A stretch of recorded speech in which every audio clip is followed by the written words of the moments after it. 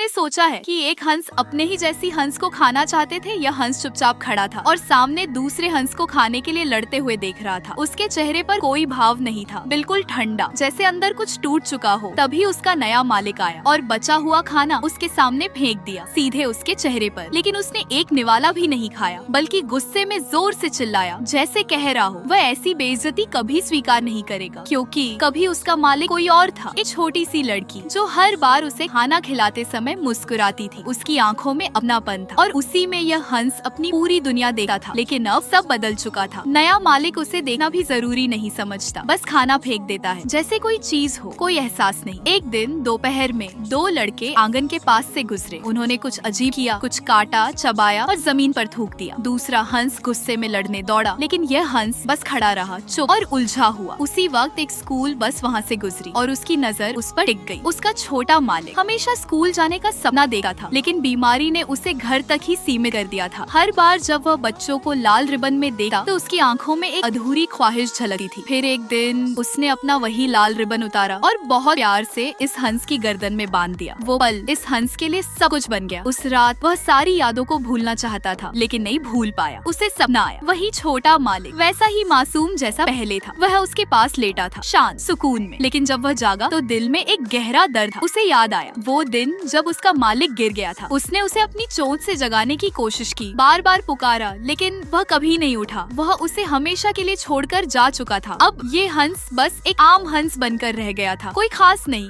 कोई अपना नहीं। लेकिन उसके दिल में वह अब भी खास था, वह अब भी उसका अपना था। धीरे धीरे उसने अपने तरीके से उसे प्यार करना सीख लिया। फिर एक दिन वही स्कूल बस दोबारा आई। दोपहर का समय था और उसे लगा उसने उसे देखा। यादें अचानक बहने लगी और बिना सोचे वह आगे बढ़ गया। रस्सी खींची और फिर अचानक टूट गई। अचानक उसके सामने एक तेज रोशनी फैली। जब उसने आंखें खोली तो खुद को एक नई जगह पाया। वहाँ वह उसका इंतजार कर रहा था। दोनों साथ में नरम घास पर बैठे। चारों तरफ शांति थी, हवा हल्की और सुकून भरी। धीरे धीरे उसे नींद आने लगी और बहुत समय बाद उसने पहली बार पूरी शांति महसूस की, क्योंकि अब वह हमेशा के लिए अपने सबसे प्यारे इंसान के साथ था।